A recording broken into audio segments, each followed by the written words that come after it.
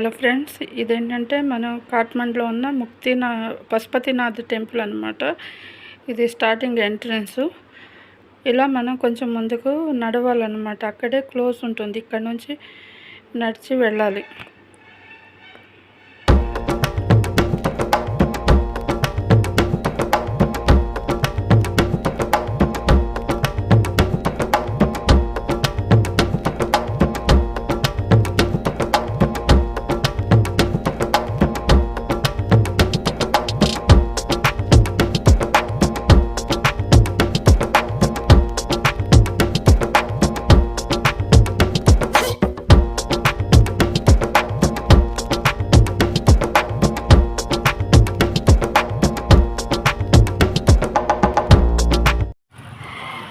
ఇది మనం గుడి దగ్గరికి వచ్చేసామన్నమాట.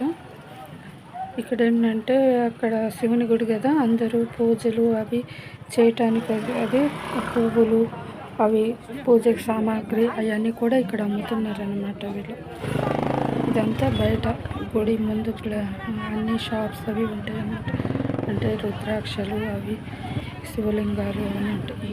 ఇవన్నీ పూజకి ఇక్కడ పూలు అవి ఇక్కడ కొనుక్కొని వెళ్తారనమాట లోపలికి. ఇదేంటంటే చుట్టూతో ఉన్న వ్యూ ఇదేనమాట. మనకి లోపలికి మెయిన్ ఎంట్రన్స్. దీనికేం ఎంట్రన్స్ టికెట్ అనేది ఏమీ ఉండదు.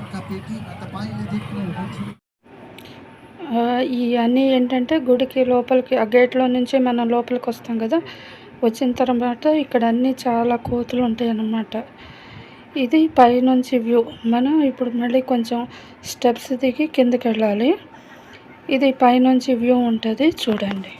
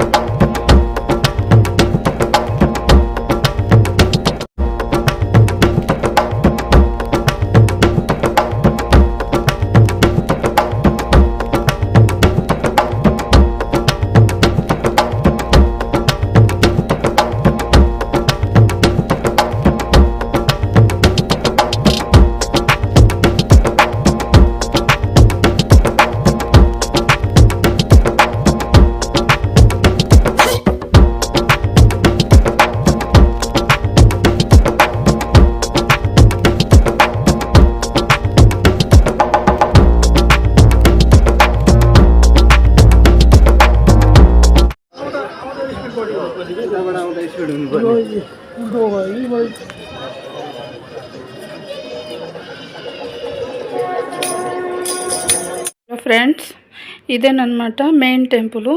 కాకపోతే ఏంటంటే మెయిన్ టెంపుల్లోకి వీడియో కానీ ఫోన్స్ అసలు అలో లేదు. ఎంత సీక్రెట్ తీసినా అడుగడుకి కూడా జనం ఉన్నారు. కాకపోతే లోపల ఏంటంటే పెద్దది నంది విగ్రహం ఉంటుంది. దాని ముందు మన శివలింగం మటుకు చాలా చిన్నగా ఉంటుంది. 4 ద్వారాలు ఉంటాయి, కానీ ఎటు నుంచి చూసినా కూడా ఒకటేలాగా కనపడుతుంది అన్నమాట శివుని రూపం. కాకపోతే చాలా చిన్న గుడి. కాకపోతే మరి జనం బాగా ఫుల్ రష్ ఉంది. అది ఆఫ్టర్నూన్ 12 అవుతుంది తట్టుకుంటే ఫుల్ రష్ ఉంటే దేవుడు దర్శనం ముందు ఉన్నప్పుడే ఆటోమేటిక్గా ఆ రష్కి డోర్స్ కూడా క్లోజ్ చేశారనమాట. ఇది వచ్చేసరికి మనకి గుడి బ్యాక్ సైడ్లో ఉంటుంది. మనకి కాశీలో కనుక ఎలా ఉంటుంది, ఈ చనిపోయిన వాళ్ళ దహన సంస్కారాలు ఎలా చేస్తారో ఇక్కడ కూడా అలాగేనమాట. ఇదిగోండి, ఇక్కడ చూస్తున్నారు కదా, ఇక్కడే చనిపోయిన వాళ్ళకి దహన సంస్కారాలు అది జరుగుతాయి. వీళ్ళంతా చూడటానికి వచ్చిన జనం అన్నమాట.